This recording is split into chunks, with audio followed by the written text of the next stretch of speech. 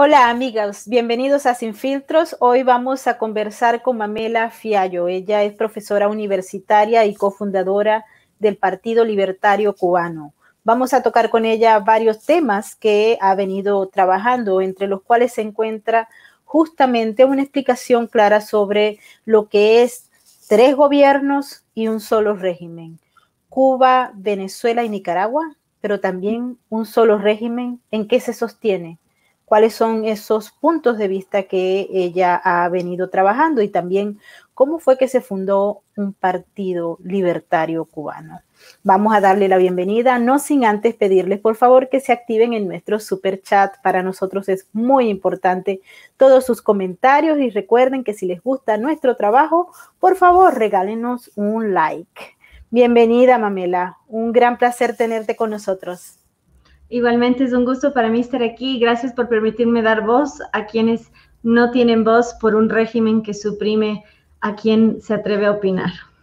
Así es, Mamela. Y bueno, y en Sin Filtros las voces son escuchadas. Aquí tenemos una gran cantidad de personas que quiere justamente entender cuáles fueron las motivaciones para crear un partido libertario cubano. Bueno, muchas gracias. En realidad, hace 3 años formamos lo que fue una biblioteca y un centro de estudios, porque para quien no sepa, en Cuba hay libros prohibidos. Entonces fue todo un trabajo hacerlos llegar, hacer talleres. De hecho, nuestra primera generación, digamos, de académicos, duró muy poco la exposición pública porque se les dio diplomas y por seguridad prefirieron que no sea público. Entonces, solo para tener una idea de lo peligroso que es en un régimen tan totalitario como es Cuba bajo el régimen socialista, bajo el Partido Comunista. Importante que esos dos conceptos no sean antónimos, sino entender que van de la mano. Y los mismos cubanos que formaron parte de este proyecto pidieron o quisieron formar el partido. ¿Por qué? Porque en Cuba solo es legal el Partido Comunista. Entonces fue su acto de libertad y que mejor con el nombre libertario enfrentar al régimen de esa manera. Yo en lo personal no estuve de acuerdo porque me parecía que iba a ser agregar dificultad y persecución a nuestro trabajo y efectivamente tenemos un preso desde la fundación misma del partido, otro que estuvo preso un año entero y tenemos un promedio de detenciones cada 2 semanas. Dichas detenciones acarrean desde torturas físicas hasta confiscaciones y destrucción de material, por ejemplo, arrojar ácido sobre los celulares para así inhabilitarlos. Entonces, en ese sentido, para que quede claro lo grave que es en un régimen tan totalitario tener ideas disidentes como la libertad. El planteamiento que ustedes hacen entonces para los cubanos que deseen participar en ese proyecto, pero también los que están afuera, porque supongo que está abierto para todos los ciudadanos cubanos que desean un cambio en la isla. Exactamente, sí, gracias por resaltarlo. Sí, tenemos apoyo con mi colega, digamos, él es el portavoz para Norteamérica y yo soy la portavoz para Sudamérica y hemos recibido ayuda de Europa y América. El profesor Jesús Huerta de Soto de España nos ha enviado 3 cajas de libros. Y claro, desde el exilio hemos recibido apoyo, sobre todo, bueno, no sé hasta qué punto decir porque meto en problemas a los que están en la isla, porque realmente es así. Para quien no sepa, escribir en un medio extranjero tiene hasta 8 años de prisión en Cuba. Entonces, realmente todo lo que se dice es un riesgo para ellos, aunque ellos mismos me dicen, para nosotros es un gusto que cuentes, pero uno tiene esos recaudos. Pero sí, o sea, hemos recibido ayuda, es que en Cuba es algo tan sencillo como tener una recarga telefónica, ¿no? El sueldo mínimo en Cuba son $16 al mes y el promedio del sueldo estatal son $42. Y eso es muy importante entender. Ser opositor en Cuba te quita los medios de acceso a un sustento, porque el régimen emite las licencias.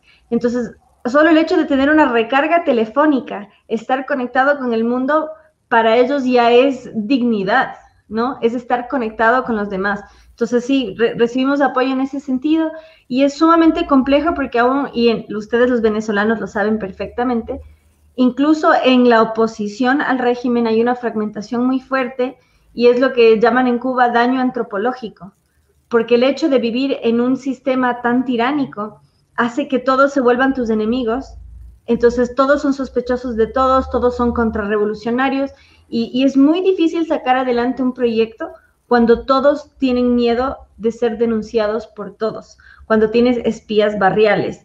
Entonces, en ese sentido, lo comenté alguna vez, cuando están en prisión con la cabeza contra el piso y la bota en la mejilla, para ellos es esperanzador saber que gente de afuera está apoyando, saber que no están solos y que no han sido olvidados. Y en ese sentido, quienes amamos la libertad, tenemos un rol cívico y moral de decir lo que pasa allá como prevención de que pase en nuestros mismos países, o donde ya está pasando, que no avance al grado que avanzó en Cuba, porque la libertad se defiende o se pierde. Así es. ¿Cómo se hace, por ejemplo, Mamela, para hacerle entender a las personas que han sido sometidas a un proceso de ideología, han sido sometidas a un régimen donde el pensamiento crítico y la capacidad de disentir está prohibida, como tú lo has venido explicando? ¿Existe una necesidad nata de los ciudadanos cubanos de buscar la libertad, o ellos están viviendo bajo ese sometimiento y se acostumbraron a ello? Es una gran pregunta y muy dolorosa, porque hay una realidad: el régimen está en el poder desde 1959. Entonces hay quienes nunca vivieron la libertad. Entonces no hay la añoranza que tenían las primeras generaciones, no conocen otro sistema. Y una querida amiga, Ana Olema, que es exiliada, ella presentó una denuncia ante la fiscalía por la expropiación de su ser, porque como no hay educación privada, toda es dentro del Estado, los niños desde los 7 años de edad deben jurar seremos como el Che. Entonces, un sistema tan adoctrinante, es muy difícil salir de eso, primero por el desconocimiento y luego por el miedo. De hecho, si tú vas hacia el puerto a despedirte de un balsero, vas a prisión. Entonces, es muy complejo, pero yo sí creo fielmente que el ser humano tiene un impulso nato hacia la libertad, quizás no a profundidad y con un sustento académico riguroso, pero sí las ganas de vivir más y mejor. Pero ese sistema adoctrinante es muy, muy difícil de superar.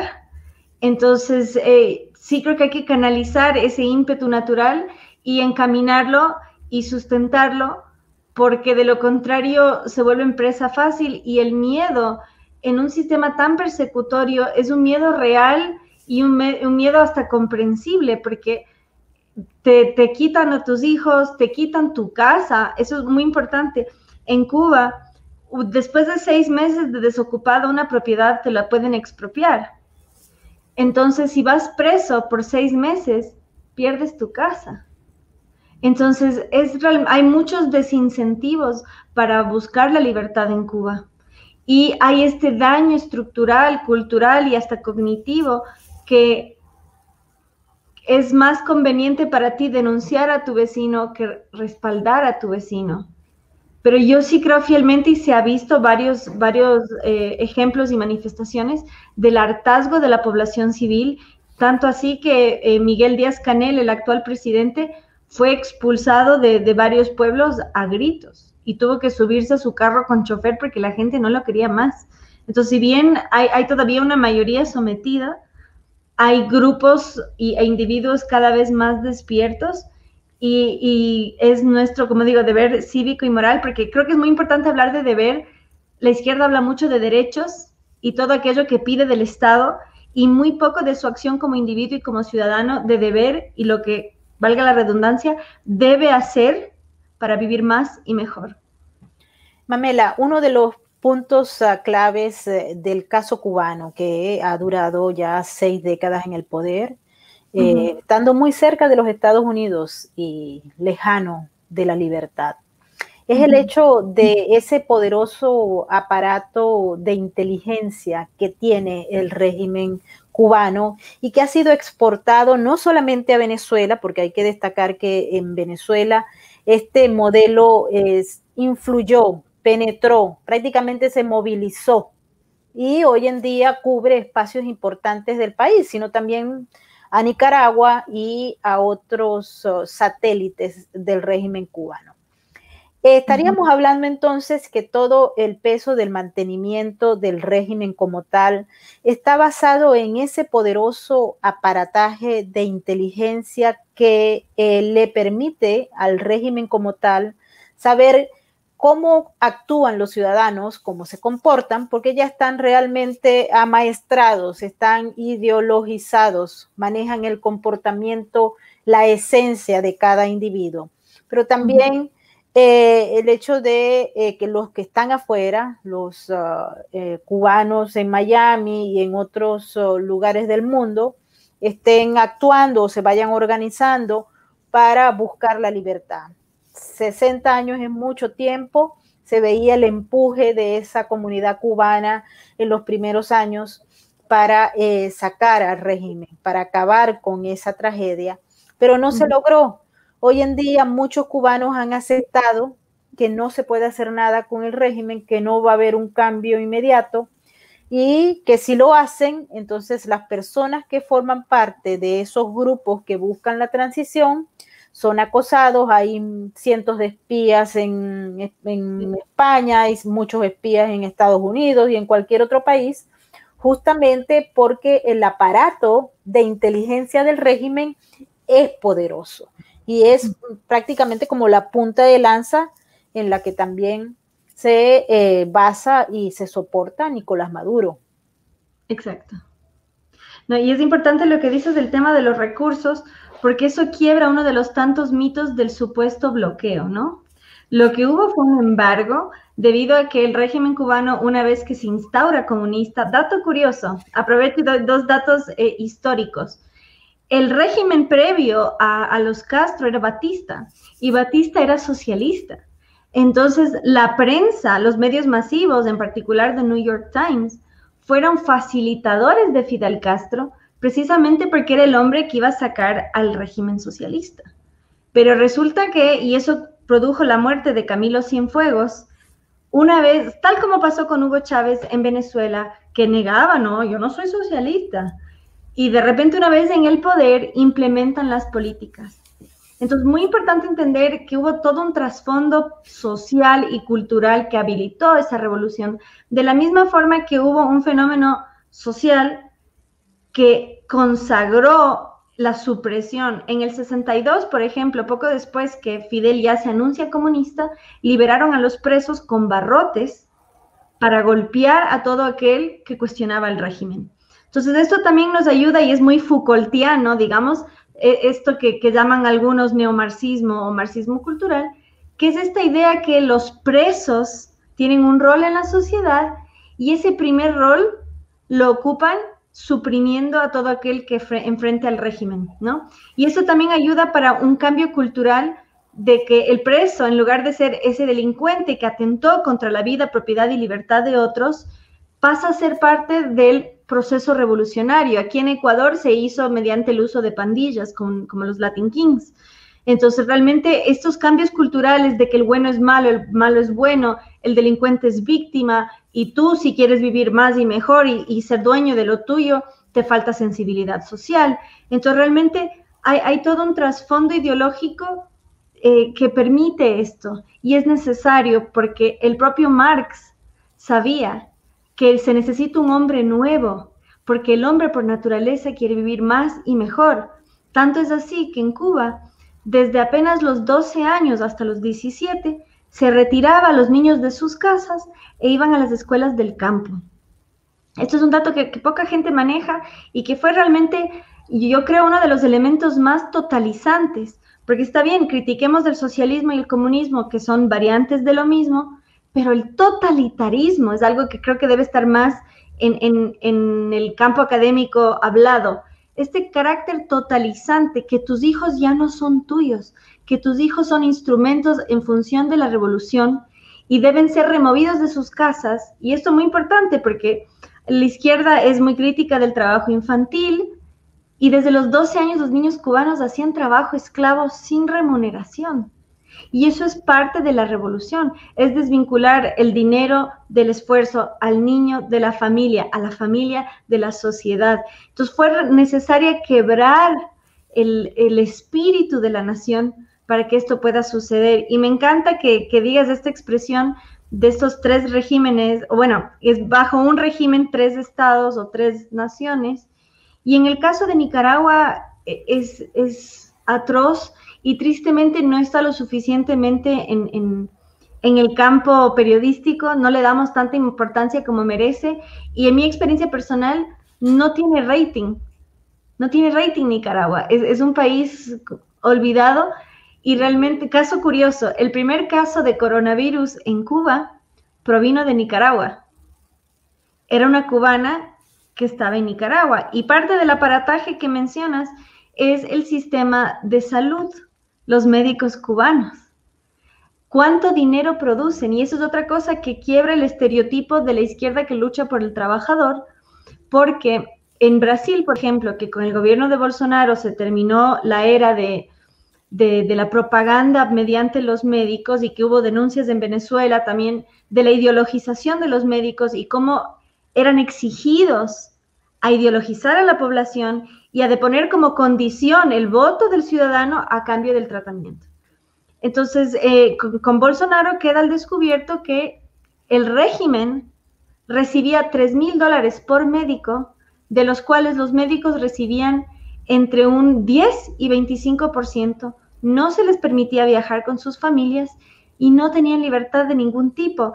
Entonces, eso quedó muy en claro. ¿Y cuánto dinero recibían? Porque eran 11,000 médicos por $3,000 al mes. Es una industria de millones. Entonces, todo el cuento del bloqueo queda en claro que es una mentira. Ni se diga con el petróleo venezolano mientras duró.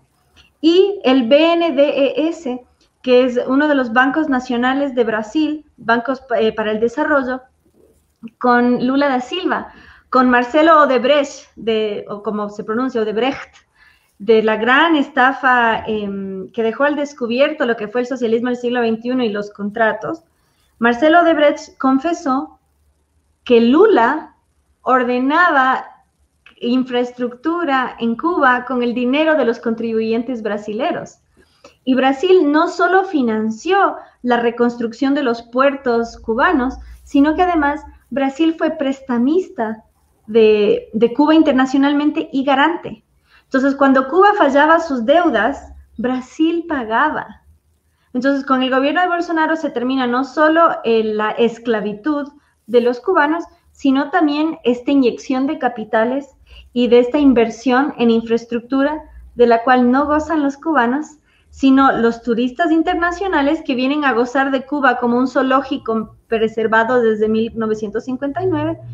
Y eso deja muy en claro las grandes mentiras y también cómo ha habido alianzas ideológicas tan perennes por tantas décadas. Así es, Mamela. Uno de los temas que también se suele discutir en este asunto es la intención que se inició con el castrismo, obviamente, en el siglo pasado, pero que recayó posteriormente o asumió él mismo, Hugo Chávez, el deseo de llevar la revolución bolivariana, el socialismo del siglo XXI a toda América Latina, pero también a Europa y a los Estados Unidos y a cualquier país que se dejara. Hemos visto en 20 años de chavismo cuáles han sido los resultados, absolutamente nefastos. Hoy Venezuela vive una aguda crisis humanitaria y vemos una cúpula política que tiene el poder, pero que también está aliada a terroristas, a carteles de la droga, etcétera, y no permite una transición, se burla de la democracia, se burla del Estado de Derecho, de las leyes y de la justicia internacional.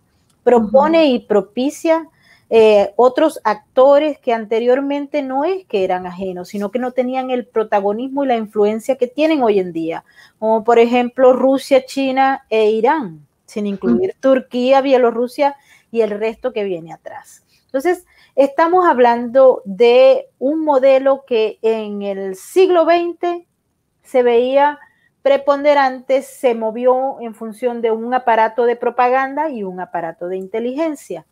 Luego llega Chávez y lo promueve a nivel mundial con un mayor énfasis, basado en la renta petrolera de los venezolanos. Quebró, el socialismo es un fracaso, quiebra la economía, acaba con el aparato productivo y convierte a una parte de la población en una especie de parásitos que viven del Estado, es decir, viven de unas rentas que hoy en día no se producen. A expensas de los demás.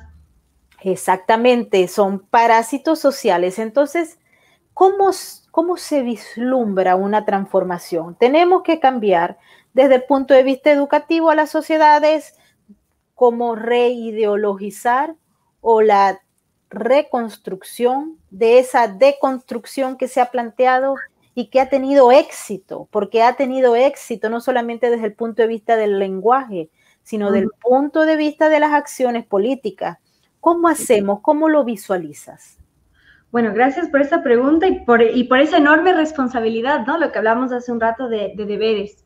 Y antes, lo que decías del tema que querían transportarlo al mundo, el gobierno actual en España ha sido el principal facilitador de todo lo que está pasando, el gobierno socialista en coalición con los comunistas de Podemos, y de hecho quedó al descubierto, yo lo publiqué en una columna en el Pan Am Post, sobre la cantidad de dinero con la firma de Hugo Chávez que se entregó a lo que es hoy Podemos para llevar el socialismo bolivariano a España.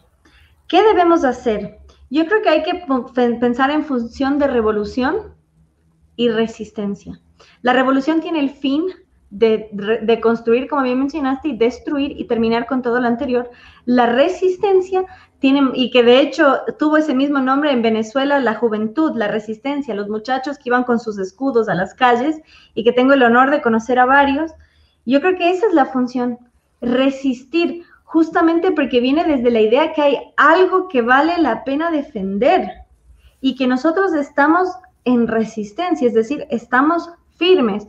Otro término también muy valioso es la contrarrevolución. No sé si viste que este movimiento Black Lives Matter, una de las 3 fundadoras, Opal Tometi, fue fiscalizadora en las elecciones de Venezuela, en las parlamentarias del 2015, y se refirió a la oposición venezolana como contrarrevolución, y me parece formidable su frontalidad y ese nombre, porque ¿qué fue la contrarrevolución? Fueron los ciudadanos que se levantaron en la Revolución Francesa durante el periodo del terror, que hubo una persecución ideológica y religiosa muy profunda que rodaban las cabezas, porque la Revolución Francesa empezó con la monarquía y terminó con los panaderos. Entonces, en ese sentido, la contrarrevolución me parece un nombre formidable, o bien resistencia. Como dijiste tú, sí, hay un aspecto cultural y educativo que hay que hacer y se empieza en la palabra. Precisamente la izquierda, el socialismo, ha logrado que la igualdad sea la meta. Chile es un país con menos del 9% de pobreza, pero quieren igualdad. En Venezuela, más del 80% de la población vive debajo de la línea de la pobreza. Es el país más igualitario de la región, pero igualdad en la pobreza. No quieren más ser una sociedad próspera, quieren ser una sociedad igual. Precisamente porque culturalmente se perdió la guerra, y ese es un tema muy importante. Se habla del economicismo. El economicismo es reducir todas las esferas a la economía. Chile tenía una economía pujante, o sea, antes del 73, de la remoción del socialismo del poder, Chile estaba a la par de Haití en pobreza y pasó a ser el número 1. Y de hecho, hasta el 2018, antes de toda esta convulsión social, era el país con mayor movilidad social. Ahora está en el puesto número 3. En solo un año bajó el puesto número 3 por el caos, la destrucción que ha habido. Así que en ese sentido yo creo que sí tenemos un trabajo educativo, pero no apelar al sistema educativo como tal, sino desde los medios que tenemos acceso y en el trabajo diario. Yo creo que uno debe ser el mejor ejemplo del cambio que quiere lograr y ser íntegros en ese sentido, porque realmente del ejemplo aprende la gente, y por eso para mí es tan importante el trabajo que hacemos en Cuba, porque precisamente se reduce la función y la intervención del Estado en cuanto se potencia la actuación de la sociedad civil. Si yo soy responsable, si yo me conduelo con el dolor de mis hermanos, entonces yo cada vez dejo el ejemplo en la sociedad civil, que el cambio comienza en uno, que nosotros somos gestores, que nosotros somos actores y no debemos depender siempre de mamá Estado. Y papá Estado es lo más convencional, pero en inglés se habla del nanny state, porque es esa niñera que reparte los juguetes a los nenes, desincentiva la competencia, que es lo que vemos en el mercado, y todos repartan, pórtanse bien, ¿no? Esta infantilización de la sociedad, y eso es lo que vivimos. Pasa en Venezuela, pasa en Cuba. Se corta la luz y la gente aplaude cuando vuelve. Porque es tal su sumisión que agradece al patrón. Entonces hay que hacer un cambio muy profundo y hay que fomentar la solidaridad más que nunca, precisamente porque uno llega al afligido desde la empatía, desde yo entiendo tu dolor, no desde pobrecita, ayudémosle. No, tú, ser humano como yo, con dignidad, yo quiero que vivas mejor. Y para que vivas mejor tienes que impulsarte y salir adelante, no depender. En Ecuador lo vivimos tristemente, o sea, hay una fuerte tensión con la población venezolana y yo siempre lo digo, el problema no son los venezolanos, son los chavistas. Y yo viví en Argentina el venezolano hay otra concepción, porque el venezolano que va a Argentina va a trabajar. El venezolano, muchos de los que vienen a Ecuador y a Colombia vienen a parasitar, porque huyen no del socialismo, sino de la pobreza. Entonces, realmente hay que elevar ese espíritu, hay que devolver esa dignidad que el socialismo quita de raíz, adoctrinando, y con esta noción de merecimiento, de es mi derecho, no papito, trabaje. Entonces, también yo creo que la mayor forma es la creación de empleo. Justamente en estas sociedades el empresario es demonizado, pero es el que crea empleo. Entonces, realmente hay que crear empleo, hay que crear una cultura de trabajo o fomentarla, y hay que comenzar en el discurso, hay que mejorar las palabras y hay que fortalecer la empatía, porque ese es nuestro gran defecto. Nosotros tenemos razón, tenemos la evidencia, pero con estadística no llegas a los corazones de la gente. Y hay que llegar al corazón de la gente. Hay que mover a la gente, hay que impulsarla. Si queremos una resistencia, necesitamos escuderos que estén dispuestos a defender y que haya algo por defender. Es mucho más fácil decir, espero mi cuota a fin de mes. O sea, es así. Argentina lo estamos viendo. Es así. Entonces, reafirmo, hay que crear y fortalecer una resistencia, empatizando razón y corazón y incentivando una cultura de trabajo, porque es lo que más se ha perdido. Así es, uno de los elementos también claves en este caso, Mamela, es el liderazgo, la contraposición, la cara contraria al socialismo del siglo XXI. ¿Qué proponemos de diferente? ¿Qué es lo que hay? ¿Cuál es la plataforma? Se ha demonizado a lo largo de ese proceso de construcción que ha habido en la sociedad el trabajo, el libre mercado, la competencia, los méritos logrados en base al talento, para justamente imponer un lenguaje que facilita la victimización, el convertirse en parásito social, porque al Estado le interesa que los ciudadanos dejen de pensar y sean dependientes, y que reciban y que se porten bien. Ahora en este proceso que estamos viviendo en este año tan extraño 2020, con la pandemia, con el control social que se ha establecido, ya no en los países donde ya estaba, Cuba, Nicaragua, Venezuela, sino en otros, donde había un cierto grado de libertad y de movilización. Hoy en día hemos visto cómo se marchó hacia el autoritarismo. La sociedad no estaba preparada o tiene miedo, se le influyó en la psiquis que hay miedo al virus, pero también miedo a la incertidumbre. Todos estos elementos han beneficiado a este tipo de gobierno o a los gobernantes que tienen un dictador adentro y no lo habían expresado porque se portaban como supuestamente demócratas. ¿Cómo consideras que puede tratarse esto? No tenemos un futuro con unas ideas claras, todo cambió. El ser humano debe adaptarse al cambio y debe mantener esa línea de integridad y de reacción al cambio.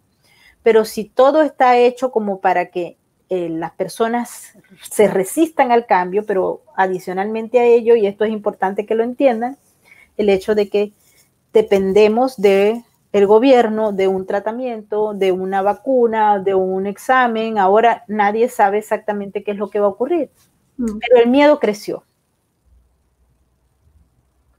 Bueno, yo soy naturalmente positiva, como pueden observar, porque yo creo que al final del día la diferencia que llaman izquierda-derecha, hay quienes creen que el humano es la solución y quienes creen que el humano es el problema. Hay una realidad que con la caída del muro de Berlín, la nueva izquierda ya no apunta al obrero, porque descubrió que el obrero quiere vivir más y mejor. Uso mucho este paralelo más y mejor porque realmente vivimos cada día más y cada día mejor. Pero el progresismo, que es el ala blanda del socialismo, nos quiere hacer creer que todo aquello que nos ha traído prosperidad, higiene y bienestar es malo. Entonces, en ese sentido, esta ideología ya no apunta al ser humano, al obrero, al proletario, sino al planeta. Y para que esté bien el planeta, hay que reducir la población mundial.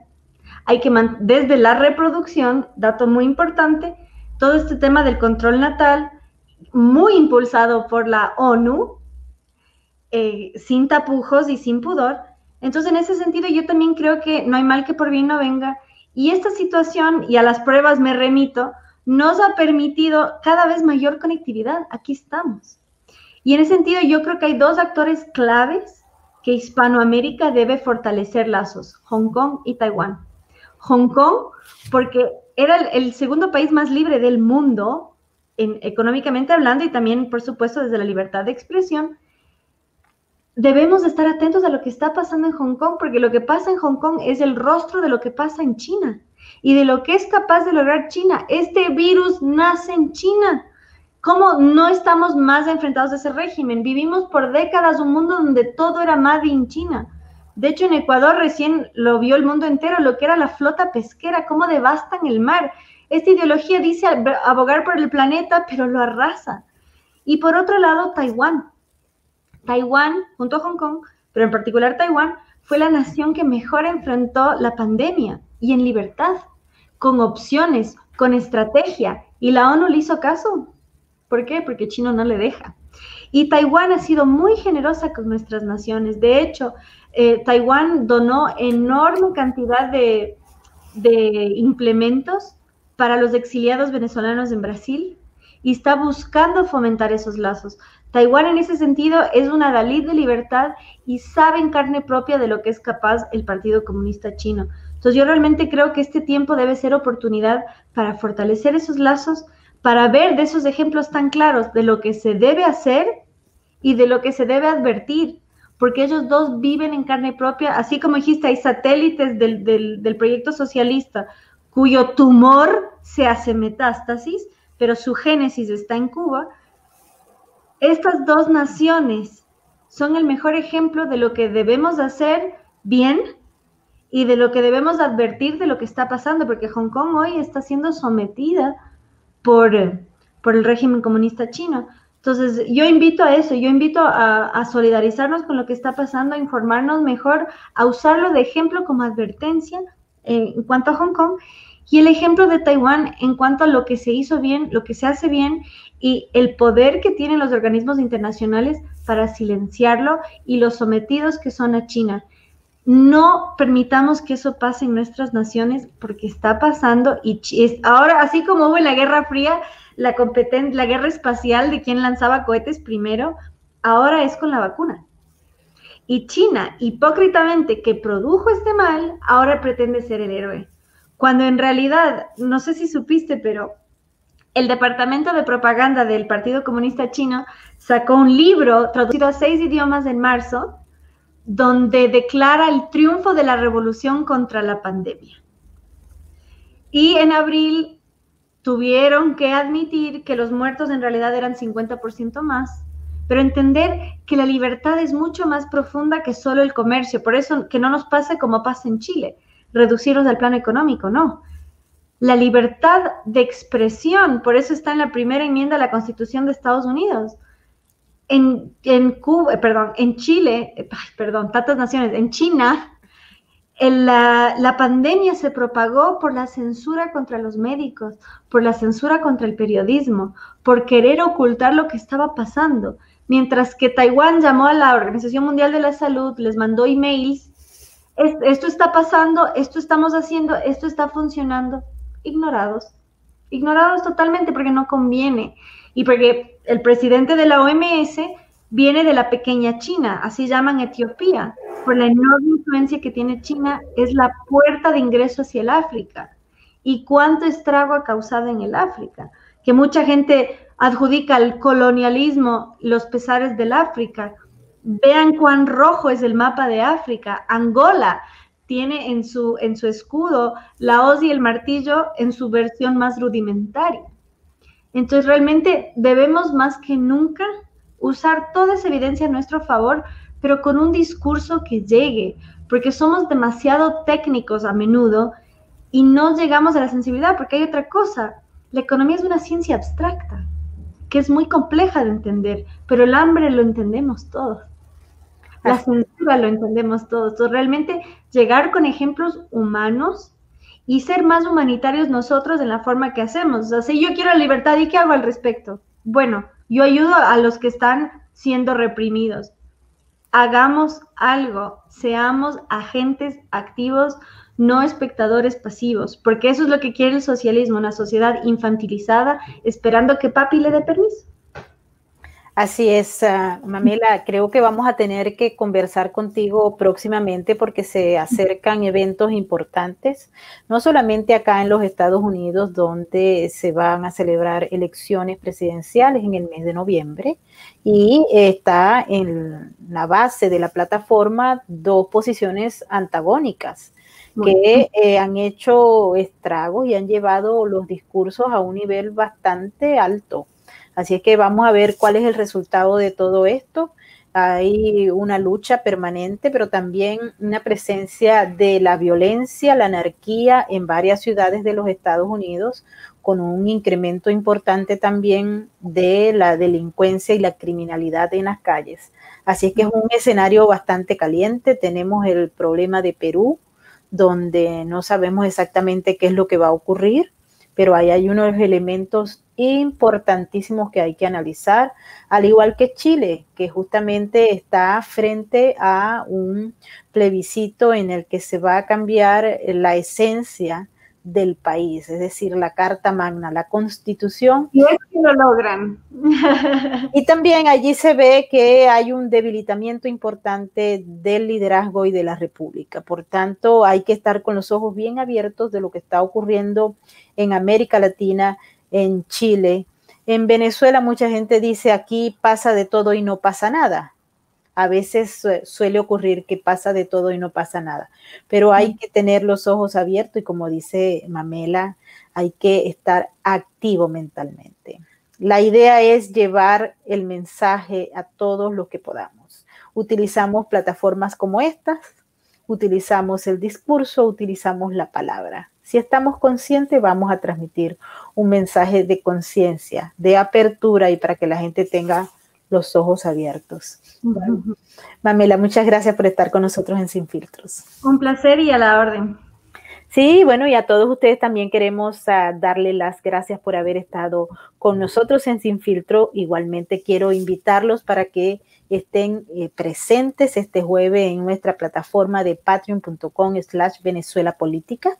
Allí estamos dando un seminario sobre el crimen organizado transnacional y la ciudadanía, en qué nos afecta, cómo nos afecta este flagelo pero tan peligroso que ha ido creciendo en la misma medida en que las instituciones se han ido aminorando, en que la capacidad de la justicia para agarrar a tantos criminales ha disminuido abiertamente. Así es que por allá los espero. Les quiero dar las gracias por su participación en el super chat. Recuerden que para nosotros es muy importante todos sus comentarios y si pueden y si les gusta nuestro trabajo, regálenos un like y también regístrense en nuestro canal de YouTube y suscríbanse y activen la campanita de las notificaciones para que sepan cuando tenemos nuevos contenidos sin filtros para ustedes. Muchísimas gracias por estar con nosotros.